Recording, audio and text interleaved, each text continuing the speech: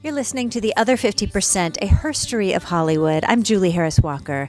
This is the podcast where I talk to successful women in entertainment and hear their stories. This episode is brought to you by the entertainment payroll company, Extreme Reach. They are committed to becoming the most inclusive and diverse payroll company in the business, and you know I love that. Also, they have the most comprehensive suite of tools and services to support all areas of media and content creation, from tax incentive support to accounting software and payroll services. If you are making film and television, you should call them and tell them I sent you. For this episode, I got to talk with Joanne Harris, who is a film composer. Among many other credits, Joanne was the composer on the web series Baked Goods, which was also featured on this podcast on episode 42. She tells me her story from being a choral music education major to becoming a composer, conductor, and orchestrator for film and TV. And like many of us, she has her sexual harassment story, but it also comes with a powerful man in the room who stood up for her and shut it down. More of that, please. We talked over the internet via Zencastr. You can find us at theother50%.com for added features, photos, show notes, and the merchandise. You can also listen on Apple Podcasts and all the podcast places. Okay, here's my conversation with Joanne Harris. Have a listen. What do you do? I'm a composer, and in my plight of composing, I also work in film and TV and in other sort of avenues. I work as an orchestrator and session conductor for other film composers as well. You are a unicorn. A little bit. Are there a million women doing what you're doing? No, but I know a handful, and they are also badass conductors especially. Oh, I know some really awesome lady film conductors. That is awesome. Tell me how you started. What is your background? How did you even get into this? So I went to college for choral music education, and I was had designs on teaching. And my first job out of college was with the Young People's Chorus of New York City. And I didn't have, my family's all in the Midwest, and I had designs on teaching and beginning a life in the Midwest near my family. But I thought, I got to give this New York thing a shot because this is a really cool chorus job, and I really love the program. It's run by Francisco Nunez, who's this fantastic conductor, and he had this team of really wonderful choral educators assembled, and I joined the team for a year, and I quickly learned that maybe choral music wasn't totally my thing. But because I was in New York, I was exposed to all sorts of different composers, especially through the chorus. And I started thinking like, oh, that's kind of neat. Like maybe I'm actually kind of a composer. So I went back to school. I took some evening classes at Juilliard, and then I actually found on Craigslist an internship with a man who would soon become my mentor, Chris Hagen. And it really just was like, I need somebody 10 hours a week to run and get coffee and do miscellaneous spreadsheet work. And I was like, but film composing, cool. So I showed up, and within a week, I don't think Chris likes to tell this story. I don't think I lasted more than a week as a person on coffee duties because I was just so into the way his work life worked. And I was like, how do I do this, and how can I help? And so I just spent a year kind of just watching him work. And then slowly he would start to kind of slough off jobs that he didn't want. And so that's sort of how I got my feet wet in film scoring. And the rest is kind of history. Okay, so I have some questions about this. Sure. So you came up thinking, it sounds like you thought you were going to be like a choir teacher back home? Definitely. I had this wonderful high school choir teacher, and I just wanted to emulate her in every aspect of my life. And I had just planned on building this thing based on this lady that I knew and loved. Things got a little, I surprised myself in that I found just other avenues I wasn't expecting to find that delighted me so thoroughly. So did you start out as a singer? I did, but I'm not a very good singer. So I was always in choirs because I can match pitch, and I'm a functional musician in that way. Do you play an instrument also? Yeah, I played in the band growing up. I played clarinet, and I have played piano my whole life. Okay, so had you been like writing songs or composing anything as you were going along, or was it once you were an adult you were like, hey, I'm going to be a composer? Well, looking back, yeah, I had been writing things since the beginning of time. I would make shows in the backyard and I would compose all the songs and teach them to my friends. And, like I had been doing this job, just not ever knowing that it was a job for me. Yeah. Okay, so it wasn't out of the blue where you're like, oh, I'm just going to go compose music. Yeah, I don't think it shocked anyone. My senior recital, I ended up I did a senior recital at Concordia where I did my undergrad, and it was me singing, which people had to endure. But then at the end, at the end of it, I had my best friend sing this song cycle of political love letters to like Barack Obama, and I had written this whole thing, and I think that was probably the most enjoyable part of my senior vocal recital, where I did not sing at all. We just presented some of my work that I wrote, which, in hindsight was so funny. Like that was really where my calling was in composition. That's funny, but you didn't even see it as a thing. I didn't see it as a thing. Now, which Concordia did you go to? Concordia College in Moorhead, Minnesota. It's a huge choir school, basically. I think the choir brings in more revenue per year than the football team, which we took great pride in. That is unheard of. Yeah, I know. Minnesota, though, like it's the land of 1,000 lakes and 1,000 Lutheran choirs. Like it's a big thing. It's a really fun tradition. The land of 1,000 Lutheran choirs. Totally. That's hilarious. It's funny because I do know a lot of Lutheran musicians. There's something to it. I think so. It's very cold. So, we have to stay inside and practice our non-outdoors arts, I think is what happens. Okay, so now that you're in New York City and you're learning composition and you're starting to get these jobs, how did it kind of manifest into this career? It was really slow, but it started out doing a lot of music library work. So a lot of reality shows, especially, are cut so fast. I mean, as we all know, but they don't have time to necessarily hire one composer. So they hire a music house that just has a bunch of library tracks that they can source. And so I guess I sort of cut my teeth getting really good at two kind of like genre specific musical things, which was like, quirky marimba, Real Housewives underscore. And then like, and I still do really well on shows like Dateline in 2020, where it's like, murder of a small child music is what I like to say. Or I like to, when people don't know what I do, I like to, reference that movie Forgetting Sarah Marshall. I'm like, I'm basically Jason Segel. I sit at my computer and I make creepy sounds for 2020. And they're like, oh, okay, got it. So I sort of cut my teeth in like the film composition world doing that. And at the same time, I've also kept a toe sort of in the concert world. I have written some symphonic band music, some choral music, and also have been working on an opera, which is a couple years now that I've been sort of working on that as a passion project. Ooh, tell me about that. Oh, yeah, sure. It's I've been working with this poet named Jillian Weiss, who wrote an anthology in 2007 called The Amputees Guide to Sex. And she herself is an amputee, and she writes these gorgeous poems about the experience of being a woman in her mid-20s who doesn't necessarily, she's exploring what the physical aspects of sex in her life is going to be. And these poems are just beautiful. I recommend everybody get a copy of the anthology because it's lovely. But I've been trying for a couple of years to put it into song form. And so every once in a while, when things are a little slower at my desk, I get to work on that, and that brings me great joy. That's so interesting. Do you have a name for it? The Amputees Guide to Sex. That is such an intriguing title. It's like it's a wonderful exploration of, I think, especially using opera and the English language in a way that's like delicate and sensitive. It's really been an interesting learning curve for me. I get a chance to try it out sometimes. I'll take certain arias to a salon evening that I know of in New York and just try it out on unsuspecting humans who walk in to sort of hear a grab bag evening of art. And that's really informative to have that feedback of people who are like, wait, this is about girl she's gonna have sex, but she doesn't have a leg. Wait, what? And so like, it's really great to get that sort of test read from people. It is unexpected. Like that has not been seen before.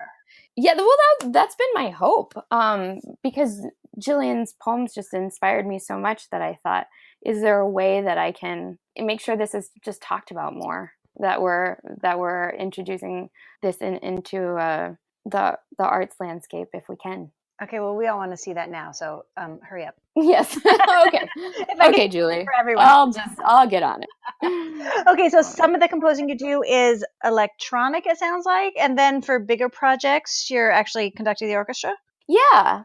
So, on the smaller scale, I would say so this music library stuff, I work for 3 or 4 different houses, and I really enjoy doing that kind of thing because it's pretty plug and play for me at this point. And is it pretty much shorter pieces? Yep. It's just, 2 minutes at a time. Some libraries that, they'll sort of tell me what the week's episode of Dateline is about or something. So we sort of have an idea and we can sort of write to the episode, but I never see picture of those things. And then the other sort of electronic stuff I do is obviously for projects like Mackenzie's project Baked Goods, or I love doing female-driven short films. Mm-hmm. And a lot of those, we don't have a huge budget, so a lot of those end up being electronic as well. I just did one for this fabulous female director in Los Angeles, Mari Meyer, called The Soothing System. And she made it with her writing partner, Sarah Cronk, who's based in New York and Mari's in LA. And it's just a really nice short. It's playing at a couple festivals this season. But that was all electronic, but we had a really good time making that together. I did a short that you can see on HBO right now. It's called Mal de Ojo, and it's by a female director named Solange Morales, who is uber talented. She works on now, I think she's in the writing room, I think on the show Shots Fired, or she used to be. I will have to fact check that. But Solange does amazing things, so it's hard to keep up with her sometimes. But this short was really fun because we did that through the ASCAP. Columbia has a grant. So she made it as her Columbia MFA thesis project. And they have a grant program that allows composers to come in, and we get a certain pile of money to hire New York City union players to come in and do a session, which was that was my thing. I loved that so much. So because I work as an orchestrator, I was perfectly capable of doing everything, first at my computer and then putting it on paper for the musicians and then working with everybody. I conducted that session as well. So that was really fun. So that's kind of the dream world where you get to meld both the electronic work and the acoustic work and the session work together. Yeah, how great. Now, tell me, how has it been for you being a woman breaking into this? Have you felt any obstacles, or did you just get right in and do it? Yeah, well, every once in a while, somebody says something. I mean, I think when listening to this podcast, especially, I think we all have these stories where you're trucking along and it's going great. And then all of a sudden someone's like, and here's a pin in your balloon, lady. And you're like, okay. I remember the first big project I was on. The first time I was a big player at a big table was on this film called The Infiltrator. And my mentor, Chris Hagen, wrote this wonderful, thriller score. I don't know if you've seen the film. Bryan Cranston does a wonderful job in this movie, and it's Brad Furman made it, and Brad makes these movies that are really drama heavy, and it's a fun film. But Chris had made this wonderful thriller psychological score that was really intimate and but also had moments of giant string stuff especially. And so we were recording the strings in LA, and I won't name names, but there was a group of 10 people sitting around the table. I was the only woman. I was probably in the rank of people who are important in this meeting. I was the third or the fourth most important person out of 10 people sitting at this desk. So there were a great deal of assistants to certain other men. I didn't have any assistants with me. And at some point, somebody said something super inappropriate. I don't know. We were having this discussion, and it was one of the men who was more important than me in this discussion. And he said, "I can't really see you, Joanne. Can you move?" And I was like, "Oh, I'm sorry. What do you mean?" So I'm shifting around in my chair, and he was like, why don't you go sit on so-and-so's lap? And I was like, excuse me? What? Like, what? It was like, and the so-and-so was like like a college kid assistant. And like, the poor guy, he looked at me like, oh my God, you're getting sexually harassed right now. And I looked back at him like, I'm so sorry, because like, you're also kind of getting sexually harassed right now. And like, this is the weirdest thing anybody has said. And it's so uncomfortable now. And I remember my mentor just said, wow, what a really bizarre thing to say. Oh, And there was just like stunned silence. And I talked about it with Chris later. I was like, thank you for saying that. And may it, I hope inspire me, because that weird feeling of shame that I couldn't immediately think of something quick to say, or like, it's just such a weird thing to have happen, where you're like, the sad part is it's not that weird, right? Like, this stuff happens kind of all the time, and but we it is take a it on weird ourselves. thing, because your first reaction is shame, and you did nothing but be in a meeting where you were a vital contributor. And I'm so glad your mentor said something, because that was going to be my next question: is did everyone just let it go, or did somebody say something? Yeah, and because he was the composer on the project, and like the number one guy. He had the power. Right. But I was like, I dealt with that for a while, where I was like, gosh darn it. I finally felt like I had a seat at the table in that meeting. And then somebody was just like, nope. Yep. I don't want to let you have that. That is just gross and infuriating. But it's so deeply ingrained, isn't it? Like, it's just I'm not surprised at all.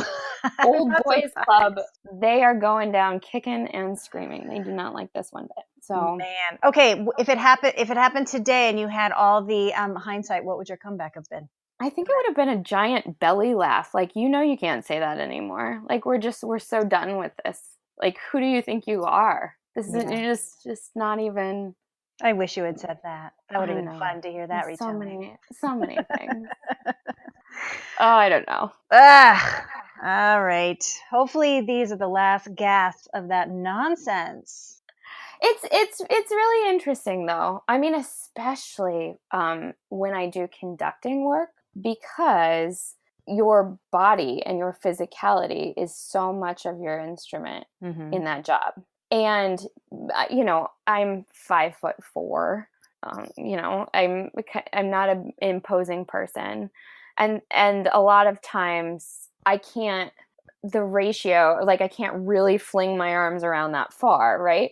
So it's like hooking people in, having players want to watch you in a smaller way. It has been my challenge, and I think that's one that just comes sometimes with being, even if you were a smaller man, there is something that doesn't always work for you in instances where you're supposed to stand somewhere and command respect. But so I think that's stature more than gender. I don't know the answer to that. Right. How would you? I hope so. I hope so. I mean, but it's also another thing where the more we get up on the podium, the less this becomes a rarity. Like, oh, good for you, or good for you, girl power, or blah, blah, blah. We get those comments a lot. And like so many of your other guests on this podcast, I feel like I share that sense of impatience. Like, I just wish this were over with now. Like, that you wouldn't have to feel compelled to comment on my gender. Like, I'm here. I deserve to do this job. I'm good at this job. Like, this, why are we still commenting on it? But on the other hand, I sense sometimes, it's case by case. Like, sometimes it's a member of the orchestra who's also female, and she just wants to say something in solidarity. Like, I'm happy you're here, kind of thing. So, like, then you want to be like, yes, girl power. Hell yes. Like, we're doing it.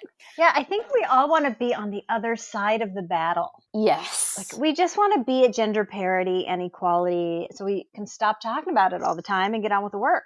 Yes. I'm all for that. It's coming. It is. We just patience, which has never been my strong suit, personally, but no, me neither. And I think the way we get there is, unfortunately, by talking about it. Yeah. So definitely. So here we are. What's it like to be a girl in music? Yeah. I mean, I'm liking it generally. I have my days, like everybody, but I feel really proud of the experiences that I've had and the people that I've gotten to meet along the way. Now, how do you, when you first, well, how do I ask this? When your work is introduced to people, do they hear the music first or do they meet you first? What's making the first introduction? That's a great question. It feels like every gig I get is a little different.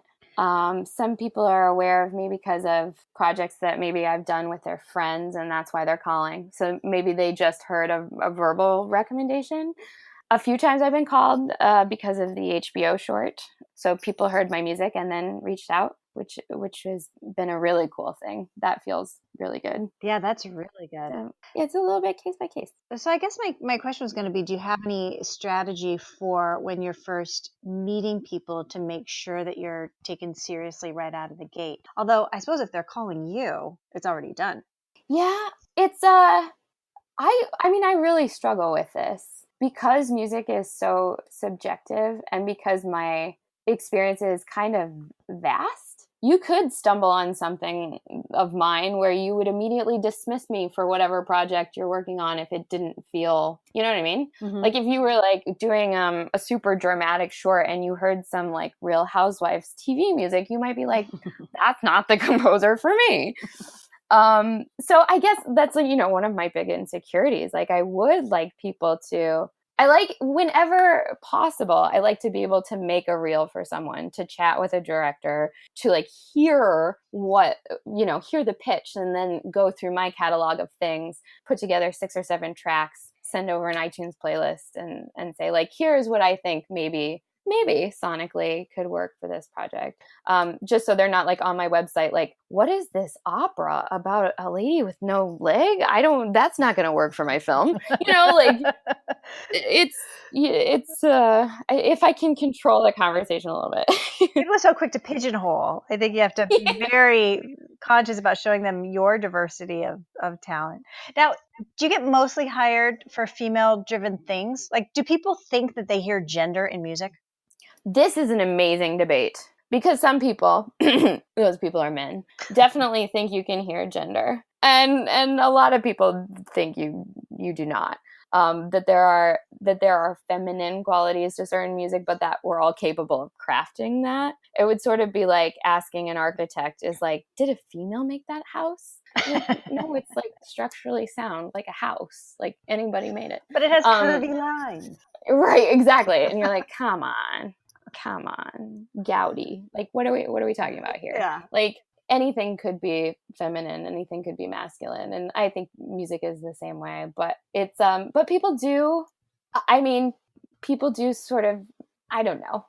Tend to think that this job, film composer in particular, they think of film composer, they think of Hans Zimmer, they think of John Williams. Like right. That is the archetype for the person who does this kind of job. And it's just not true. There are so many resources out there. There's the Alliance of Women Film Composers. They're just this wonderful organization based out of LA, and it's a roster. Like you can go to the website and you can see, everybody that sort of works in our field that's female, and I think that's really important to have around, just so that we again keep chipping at this stereotype. So there's an organization trying to stop with the stereotyping already.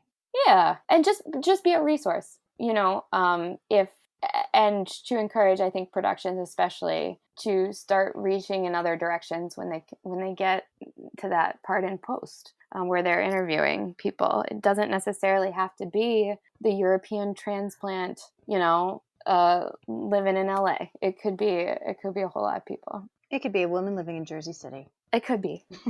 I mean, not that I have any personal stake in that, but it could be. What are your big career goals? Oh my gosh. The dream for me is just getting to score features and seeing the process all the way through. And I know that sometimes time constraints do not provide that opportunity, but I think right now I'm primed and ready to take on more indies where I can sort of call the shots on composition and orchestration and being in the room with the players, which is really sort of that's the dream for me. But that being said, assembling a team of other skilled musicians that I love to take on other roles in making a score is something I feel really comfortable doing too. So yeah, I want to be in movies. That's my big goal. Now, do you also do music supervision, or is that a completely different job? That's a completely different job. I don't do that. Now, that's when the person is like licensing other people's music and putting it in.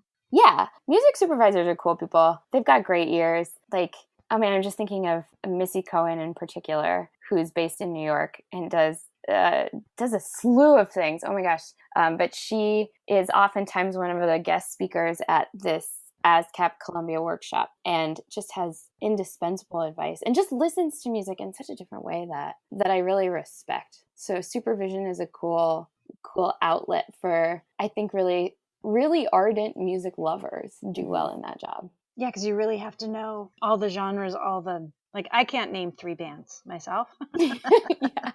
But you really got to know that stuff. Yeah. And they always seem to have like an ear to the ground, right? They're always listening at bars and clubs and, it's like, what's cool? They're purveyors of cool. Yeah. What advice do you have for a young woman just trying to break in?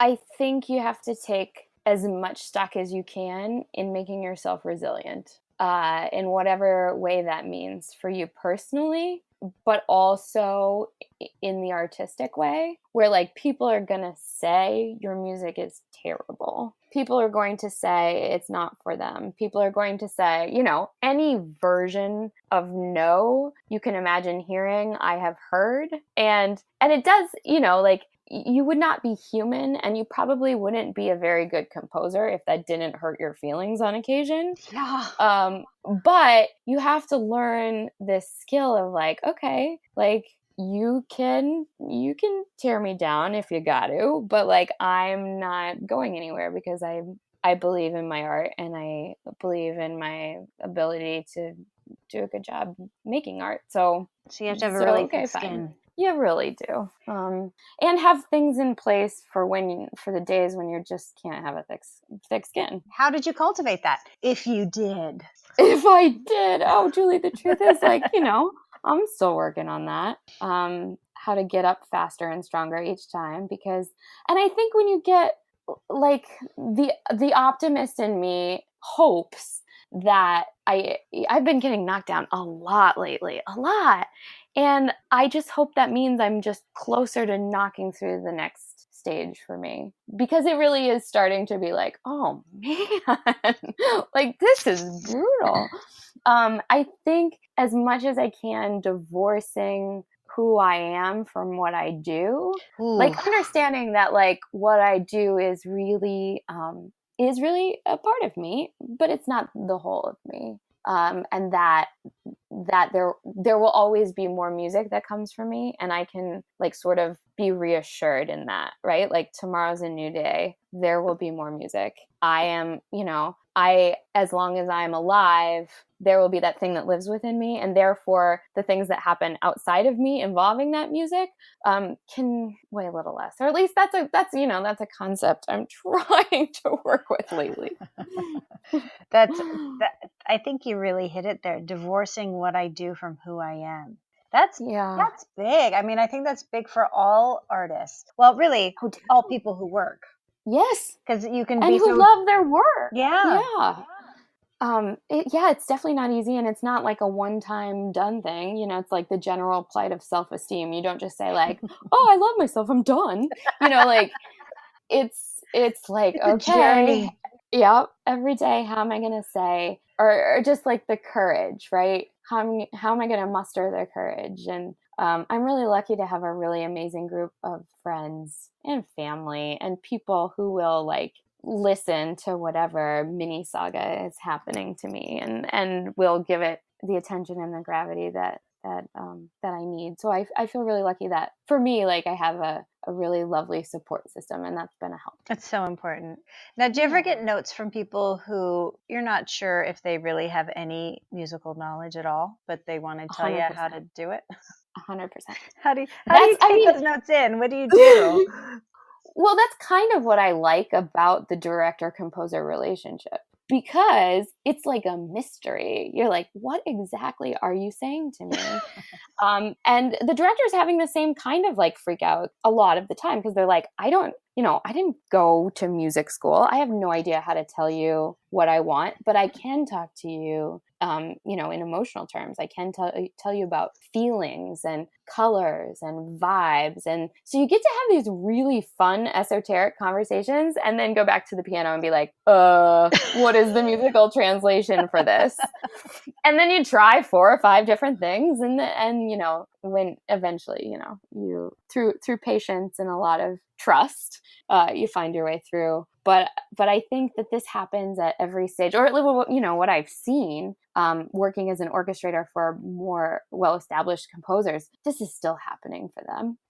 They're working on huge, multi-million-dollar features, and the director and the composer are still having these conversations, and they can be beautiful, and they can be frustrating, and they can be interminable, because there are so many ways to score a film, and none of them inherently right or wrong. It's just, if it's working for the people who are making the thing is the only criteria, right? And so it's a really fun puzzle to solve in that way. But yeah, to answer your original question, all the time I get notes where I'm like, what? And then you spend, then your job is to play detective and figure out what that means. And it's so subjective. Like when you're interviewing for a job or they're interviewing you, are you just trying to figure out if you speak the same art language?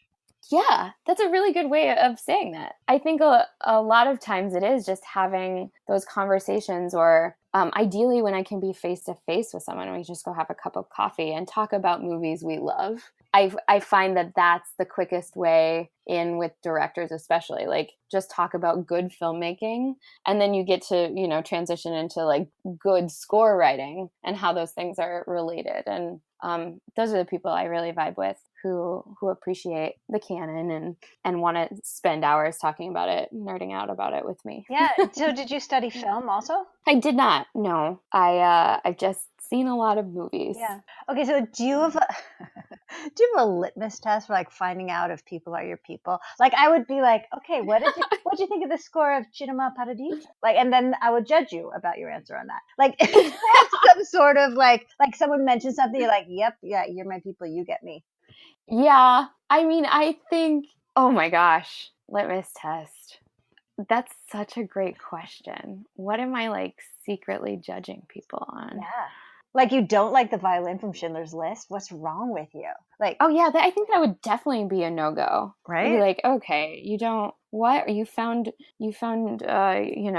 the theme to Jurassic Park overwrought? I'm sorry. No. Like we're not going to work out. But I think there's a lot of filmmakers who really connect with Johnny Greenwood's work, in a lot of P.T. Anderson stuff, or like, gosh, why am I blanking on this guy's name? This is terrible. Who wrote the score to Magnolia and Punch Drunk Love? John Bryan. Who, I feel like there's an emotional resonance in his work that a lot of filmmakers are drawn to. I think that's a good place to start when having these conversations, because it is really sound examples of score that functions incredibly well. Yeah. In those films. What is your position on the comeback of the movie musical? Oh, my position is unpopular. I think that until we can do them in the sheer like technical scope that we were doing them, like we need the 100-member orchestras, and we definitely need the Marnie Nixon behind the scenes singing for Natalie Wood. I'm sorry, that's an unpopular opinion. We all know who I'm talking about, and we all know that she just did not cut it. She didn't cut it. And I'm sorry, it's just the way I feel. But like, we can't do the MGM thing unless we do it the way MGM did it. Like, it's just not. I don't know. That's where I stand. We have to spend the money on the music, not just on the actors. The mistake is letting actual movie stars do their own singing. Yes, they can't sing. They're actors. Marnie Nixon sang for everybody, by the way, for people who don't know. For everyone. And she was brilliant. Even ironically, Singing in the Rain and My Fair Lady. Yes. In fact, all of those things. But, I get it. I get it. But like this is a deeper problem, I think, of music in general. Pop music is letting us accept so much less as perfunctory or even pleasing. And that's a problem we're dealing with in concert halls even. Like this is a problem music is we're a little bit on tenuous footing about things that are good, because there are so many things about modern music production that are also really good. Like I was listening to the new Drake album. I don't know, maybe by the time people are listening to this, they'll be like, that's such old news, but it just came out this week. It's July, and some of it is brilliant, like production wise, or there's some like Diplo stuff or other DJ, heavily produced music that I find intriguing because it's just so well crafted. And I think that like, because there are those lovable elements of popular music, we sometimes lose our grasp on other things that are like really important, like good singing. Like that kind of gets lost sometimes. Like Kanye's Doop Da Doop Da Doo Doo, whatever that album was he just put out. Yeah. Well, not everybody is a classically trained musician. Could we just say not that? Everybody is. And also Kanye, like some of that production is amazing too. Like the way that it sounds in your earbuds is tremendous. It's an experience, right? So it's not even about in certain cases, not about the singing or the actual chord structure or these other things that we judge music on. But in the case of the movie musical, it is about those things. And so we can't get lost in that, in my opinion. Okay, well, I cannot wait to turn this off so you can really dish the dirt. Just let loose. Okay, what do you make of the state of women in this business at this moment in time? I think it's tremendously exciting. I think we're at a precipice. I think the same things that I worry about sort of personally hold true. Like it's getting raw because we're moving our way up to the next place, and we just kind of gotta put our resilient suits of armor on and plow forward. I love that we're on the precipice of moving to the next place. I think so. I think so too. I think you're right. Yay. Tell me a little bit about your mentor. Chris Hagen is this wonderful film composer who started out sort of in the 90s. And I remember being a kid and watching a movie he had scored called My Date with the President's Daughter. It was on the Disney Channel. And it was so funny when we first met, when I went in to interview to work for his company, Moving Picture Music. I was like, I can't believe you scored this movie. My sister and I watched this movie all the time when we were like, 7. Yeah, that's what he wanted to hear. Yeah, he was like, really cool, really great. Thank you for sharing that. But he's done so many different things. Like I admire his ability to be able to do that kind of like family comedy Disney Channel thing, and then move all the way into doing the most recent movie he did, City of Lies, comes out September 7th, I believe. Johnny Depp plays a cop investigating the murder of Biggie. And Forrest Whitaker plays a journalist who's also investigating, but they're sort of on different sides of the story. And the score is really cool. And I got to be the orchestrator and conductor on that one as well. And it was just really, it's awesome to watch him be able to listen to a director and create just totally different things. And it really inspired me to like think that was possible, or to not be pigeonholed and like say like, okay, this is the kind of music I write, therefore if you hire me for your film, you're sort of going to get just this one thing. It inspired me to be like, no, there's like, I'm an architect and I could build a house, but also maybe a garage, but also maybe a boathouse, but also maybe, the potential to dream really came from him, and I owe him a lot for that. Can you think of a particular piece of advice he gave you that you harken back to? Oh man, I learned so much technical stuff from Chris. Just like sitting behind him while he would sit at his keyboard and write. And the way that he would work, I think was the most impressive to me. But like, I guess advice that Chris has given me, I think it is sort of just about deciding that you love music no matter what. and that you're committed to it. And so bad things will happen and you're allowed to be in a funk about them because you're allowed that, but also like keep going. And I think that's something that, you know, he's taught me by example.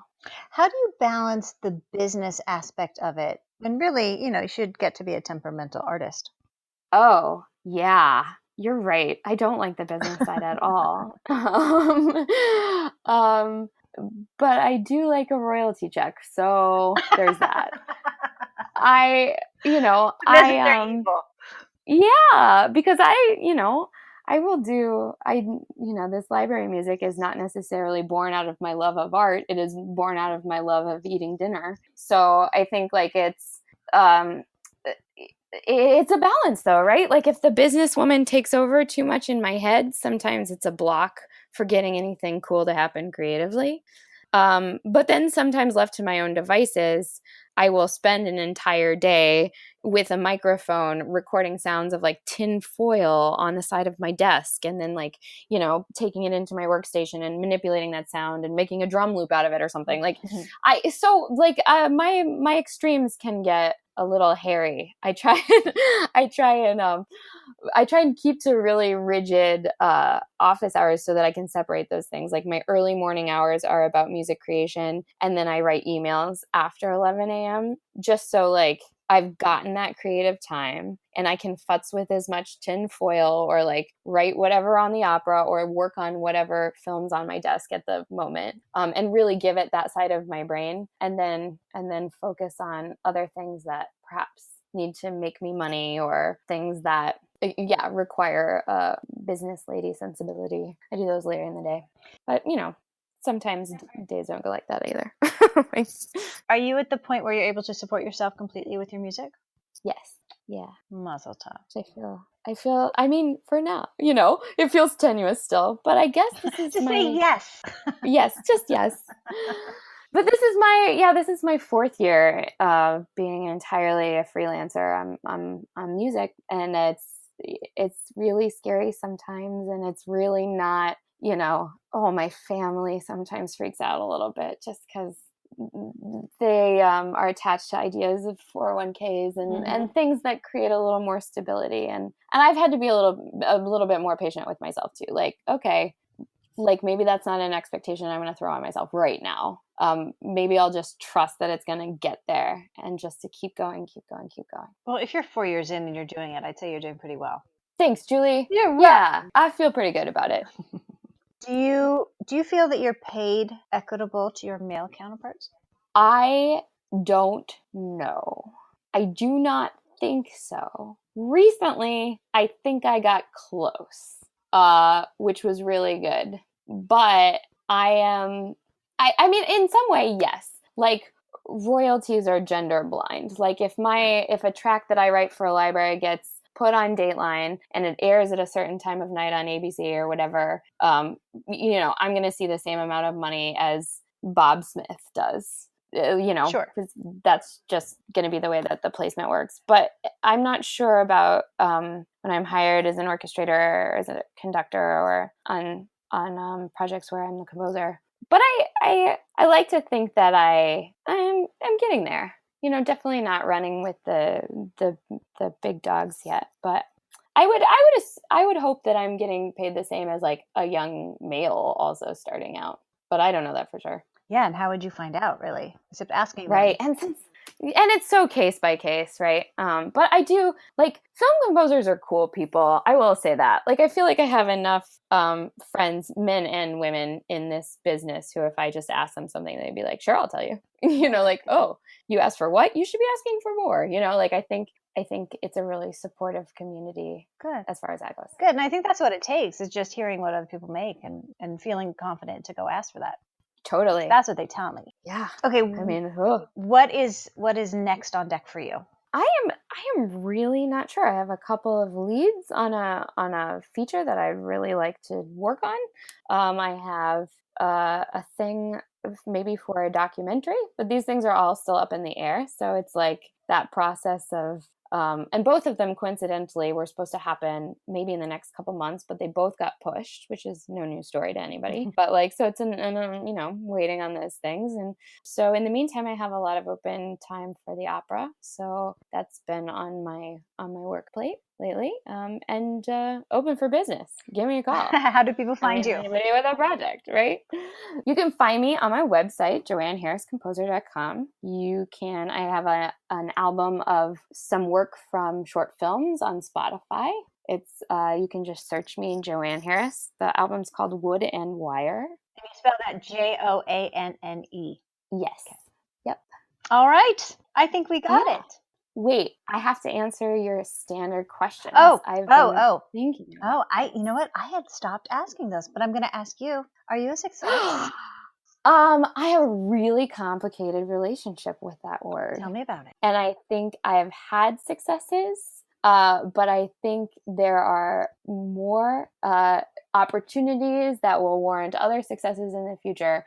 And so I have a hard time just saying, I did it, like it's over, I'm a success. And I kind of feel like music composition being the way that it is, anybody who thinks they're a success has maybe like not fully understand they don't maybe totally get what it means to be a composer, which is being someone who's really curious all the time about what could be done better the next time to fully realize this thing in your head, which you're like sort of constantly trying to work out in different ways.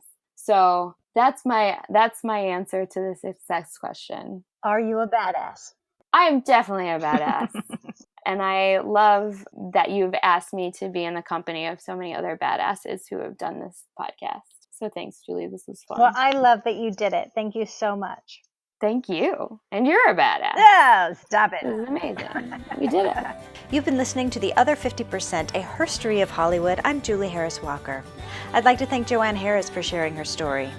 And special thanks to Jay Rowe, Danny Rosner, and Allison McQuaid for the music. Please find us on your favorite podcast provider and leave a review. And of course on our website, theother50%.com, all spelled out, for added features, bios of our guests, and the merch. You can also follow us on all the social media platforms, and also go subscribe to Exit 38 and the Kiss My Age show. Thanks for listening. See you next time.